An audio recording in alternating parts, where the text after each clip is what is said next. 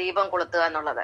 അത് ദീപം അണച്ചു കളയോ അല്ലെ ദീപം വേണ്ട എന്ന് പറയുന്നത് ശൈവാരാധനയാണ്. എന്താണ് ദേവന്മാർ ചെയ്യുന്നത്? അതിന്റെ നേരെ ഓപ്പോസിറ്റ് ആണ് അസുരന്മാർ ചെയ്യുന്നത്, അല്ലെങ്കിൽ വൈഷ്ണവർ ചെയ്യുന്നതിന്റെ ഓപ്പോസിറ്റ് ആണ് ഈ അസുരന്മാര് ചെയ്യുന്നത്.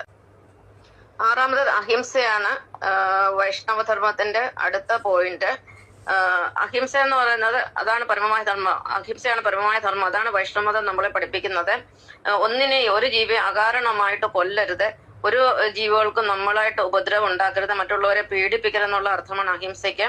അതുപോലെ തന്നെ അഹിംസ നമ്മൾ കൈമുതലായിട്ടുണ്ടെങ്കിൽ നമ്മുടെ ഇടത് ചെള്ളയ്ക്ക് ആരെങ്കിലും അടിച്ചാൽ നമ്മൾ വലത് ചെള്ള കൂടെ കാണിച്ചു കൊടുക്കുക. കാരണം അവിടെ ക്ഷമയാണ്, സഹനമാണുള്ളത്. അഹിംസയെ നമ്മൾ പ്രോത്സാഹിപ്പിക്കുക, നമുക്കവിടെ സഹനമാണുള്ളത്. അല്ല നമ്മളെ അടിക്കാൻ വന്നു കഴിഞ്ഞാൽ ഉടനെ തിരിച്ചങ്ങോട്ട് അടിക്കുക, പ്രശ്നം വഷളാക്കുക എന്നുള്ളതല്ല. അപ്പൊ അഹിംസ വൈഷ്ണവധർമ്മമാണ്. അതാണ് ക്രിസ്തുമതത്തിലുള്ളത്. ഏഴാമത്തെ ദാനമാണ്. ബലിയേക്കാൾ ശ്രേഷ്ഠം ദാനമാണെന്ന് കർത്താവ് നമ്മളെ പഠിപ്പിച്ചിട്ടുണ്ട്. അത് തന്നെയാണ് വൈഷ്ണവധർമ്മം. അപ്പൊ നമ്മൾ ജീവൻ ദാനം ചെയ്യുക, നമ്മൾ കഴിയാവുന്ന എല്ലാ ദാനങ്ങളും മറ്റുള്ളവർക്ക് ചെയ്യുക. പണം മാത്രം ദാനം ചെയ്യണമെന്ന് ഒരു നിർബന്ധമില്ല. ഞാൻ ഒരിക്കലും പറയത്തില്ല ഒരാളോട് പണം ദാനം ചെയ്യുക. കാരണം വെറുതെ പണം ദാനം ചെയ്ത് കഴിഞ്ഞാൽ അത് മനുഷ്യരെ മടിയരാക്കുകയുള്ളൂ.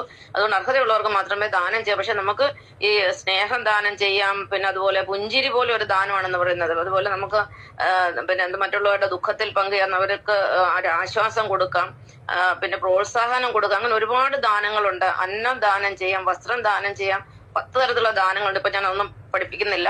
അപ്പൊ ദാനം സർവശ്രേഷ്ഠമാണ്.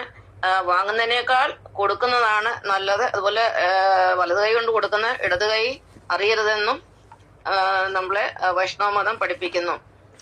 അടുത്തത് 8ാമത്തെ സാഹോദര്യം. നിന്നെ പോലെ നിന്റെ ആൾക്കാരനെ സ്നേഹിക്കുക, എല്ലാവരെയും സ്നേഹിക്കുക. ലോകത്തിലുള്ളവരെല്ലാം നമ്മുടെ സഹോദരന്മാരാണ്.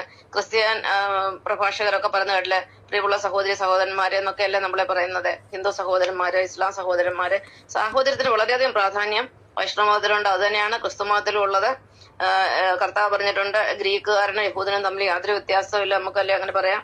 മറ്റു രീതിയിൽ പറയാം, നമ്മുടെ ഇന്ത്യക്കാരനോ പാകിസ്ഥാനിയെന്നോ ബംഗ്ലാദേശിയെന്നോ നേപ്പാളുകാരനോ എന്നോ യാതൊരു വ്യത്യാസമില്ല. പക്ഷെ അത് ഫിസിക്കലി ആണ്, ബയോളജിക്കലി യാതൊരു വ്യത്യാസമില്ല. പക്ഷെ ആത്മീയപരമായിട്ട് ഇവരെ ഉള്ളിലിരിക്കുന്ന ചിന്തകൾക്കൊക്കെ ഒരുപാട് വ്യത്യാസമുണ്ട്.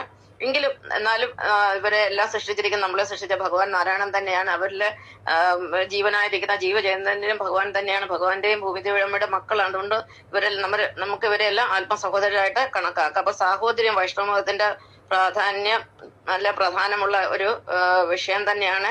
ഒരു വലിയ ധർമ്മം തന്നെയാണ് സാഹോദര്യം. അല്ലാതെ നമ്മൾ മാത്രമാണ് ശരി, നമ്മുടെ മതമാണ് ശരി, മറ്റുള്ള മതങ്ങളൊന്നും ഇവിടെ ഉണ്ടാകാൻ പാടില്ല എന്നുള്ള രീതിയിൽ മറ്റുള്ളവരെ നശിപ്പിക്കാൻ നടക്കുന്നത് വൈഷ്ണവധർമ്മമല്ല, അത് ശൈവധർമ്മമാണ്.